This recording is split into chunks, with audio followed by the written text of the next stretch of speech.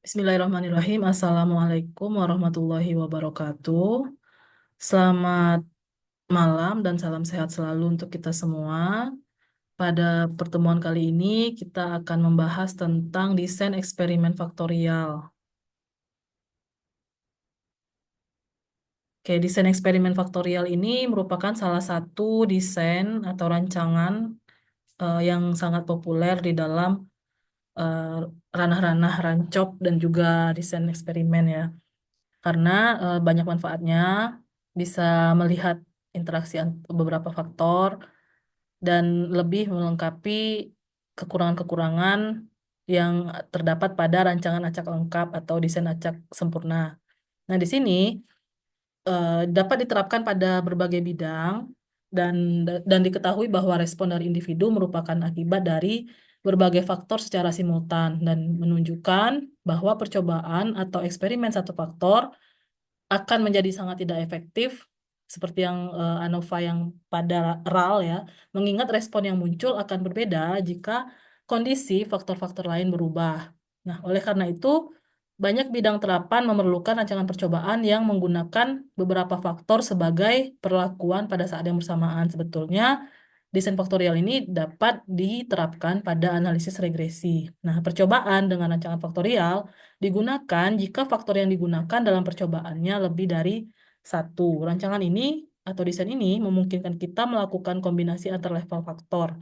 Terdapat dua macam rancangan faktorial, yaitu rancangan tersilang dan rancangan tersarang atau nested. Nah, tetapi faktorial tersilang lebih banyak digunakan. Dalam tabel ini bisa kita lihat model dengan interaksi. Nah, di sini untuk dua faktor A, B, kemudian cross dalam RCD, itu maka model statistiknya adalah YIJK sama dengan M plus AI plus BJ plus ABIJ plus EIJK. Sedangkan untuk faktorial dua faktor A, B dalam RCBD, maka modelnya menjadi YIJK sama dengan M plus KK plus AI plus BJ plus ABIJ plus EIJK. Untuk faktorial tiga faktor A, B, C dalam RCD, maka model statistiknya YIJKL sama dengan M plus AI plus BJ plus CK plus ABIJ plus ACIK plus BCJK plus ABCIJK plus E plus EIJK, ELIJK. Dan faktorial tiga faktor ABC dalam RCBD itu model statistiknya YIJKL sama dengan M plus KL plus AI plus BJ plus CK plus ABIJ plus ACIK plus BCJK plus ABCIJK plus EIJKL. Yang mana di sini AB, AC, BC, ABC itu adalah menunjukkan interaksi ya, interaksi antar faktor. Di sini ada contoh data rancangan acak lengkap faktorial dua faktor, yang mana eh, dalam tabel ini ditunjukkan data hasil pengamatan konsentrasi fosfor dalam tanah dengan pemberian pupuk organik A dan kapur K sebagai mana disajikan di tabel, yaitu pupuk A0, A1, A2, A3 dengan kapurnya itu ada B0, B1, B2, B3. Kelompoknya ada 3, kelompok 1, 2, 3. Nah, di sini seperti biasa, seperti pada rancangan acak lengkap, kita perlu mentotalkan barisnya, kemudian mentotalkan juga kolomnya, dan menghitung rata-ratanya. Bisa Nanda lihat pada tabulasi ini. Kemudian, jika kita ingin mengolah atau menganalisis data ini di dalam dengan bantuan data analisis pada Microsoft Excel, maka kita harus terlebih dahulu mengubah format tabulasi yang di slide sebelumnya yang seperti ini menjadi seperti ini. Yang mana di sini sebagai barisnya adalah A0, A1, A2, A3 dan sebagai kolomnya adalah B0, B1, B2, B3. Kita ubah dulu seperti ini, kita entrykan ke dalam Microsoft Excel. Nah, langkah menggunakan data analisis pada Excel, yang pertama kita klik data, ada di bagian fitur yang paling atas, kita pilih data analisis, kemudian klik ANOVA, Nah, di sini ada pilihan ANOVA kan ada dua kalau nggak salah. Itu two factor with replication yang dipilih karena di sini kita mau ada dua faktor, faktorial dua faktor ya. Kemudian klik OK, input range, blok data dan label yang telah diketik dengan format seperti di atas. Kemudian isi kotak row per sampel itu adalah jumlah ulangan. Kemudian kita klik output range, cari sel kosong untuk meletakkan output dan klik lagi OK. Sehingga diperolehlah output seperti ini, ANOVA two factor with replication. Kemudian ini ANOVA-nya. Bisa Anda cobakan. Kemudian, kalau data yang tadi kita gunakan analisisnya menggunakan berbantuan SPSS, format datanya diubah dulu seperti ini bentuknya. Bisa diubah dulu di Excel, kemudian dikopas ke SPSS-nya biar lebih gampang.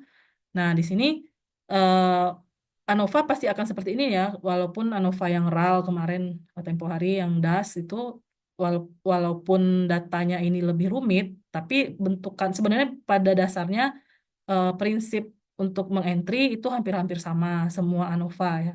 Pasti akan seperti ini. Jadi di sini untuk di kolom pertama itu pupuk, kemudian kolom kedua kapur, kolom ketiga itu ulangan, dan kolom keempatnya adalah produksi. Itu bisa diklik di variable view-nya untuk tipe-tipe datanya biar bisa dientrikan seperti ini ya. Ganti nama variabel dengan urutan pupuk, kapur, ulangan, produksi. Kemudian klik Analyze, General Linear Model, Univariate, masukkan produksi di eh, dependent variable, kemudian masukkan pupuk, kapur, dan ulangan di fixed factors, kemudian klik model, custom, masukkan kapur ke dalam kotak model, jadi seperti ini. Ini tampilan variabel view-nya, masukkan pupuk ke dalam model. Nah, kemudian masukkan interaksi kapur dan pupuk ke dalam model dengan cara klik pupuk dan kapur sambil menekan tombol enter pada komputer. Nah, selanjutnya pilih post hoc karena eh, jadinya otomatis ketika dia signifikan ANOVA-nya maka akan langsung masuk ke uji lanjut. Nah, selanjutnya masukkan faktor pupuk dan faktor kapur. Kemudian beri tanda cek pada salah satu uji lanjutan. Misalnya kita pilih post hoc-nya atau uji lanjutnya adalah Duncan ya. Jadi kliklah Duncan. Kemudian klik continue dan oke. Maka akan muncul output SPSS seperti pada layar. Ada test of between subject effect, jadi efek-efeknya dulu, kemudian ada produksi di sini. Kita lihat signifikan di kolom sig yang kolom paling ujung itu p-value-nya kurang dari alfa, kurang dari 0,05 sehingga bisa dipastikan bahwa baik itu eh, faktornya maupun interaksi antar faktornya itu signifikan kalau dari output SPSS ini. Sama tadi seperti hasil dari output pada Excel kita lihat lagi.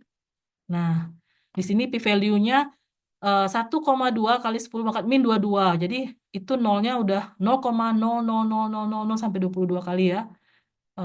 Di nol yang ke 22 itu satu berarti kan 0,0000 gitu. Jadi itu sudah sangat mendekati nol dan kurang dari alfa. Sama dengan hasil SPSS ini. Tapi SPSS tidak mencantumkan hasil p-value-nya sampai sedetil atau seteliti dari Excel tadi. Itu kelebihan Excel.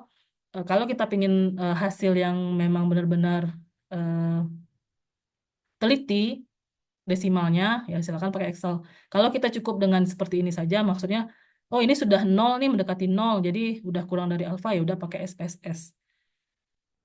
Dan ini lanjutan dari outputnya, bisa dilihat di sini. Nah, tugas untuk Ananda semua, lakukan desain eksperimen faktorial pada proses bisnis yang sedang Ananda jalankan. Ada dua faktor, apa yang menurut Ananda sangat menentukan atau mempengaruhi eh, volume penjualan dalam bisnis yang Ananda jalankan itu. Jadi ada dua faktor. Nah, Ananda cek eh, bagaimana pengaruh dua faktor itu, kemudian interaksikan antar faktor itu, lalu analisis seperti yang Ibu ajarkan pada slide-slide sebelumnya. Itu untuk tugas kelompok, silahkan dikerjakan berkelompok. Demikian, selamat malam. Jika ada pertanyaan, silahkan ditanyakan di WA Group. Terima kasih atas perhatiannya. Mohon maaf jika terdapat hal-hal yang kurang berkenan. Selamat malam. Assalamualaikum warahmatullahi wabarakatuh.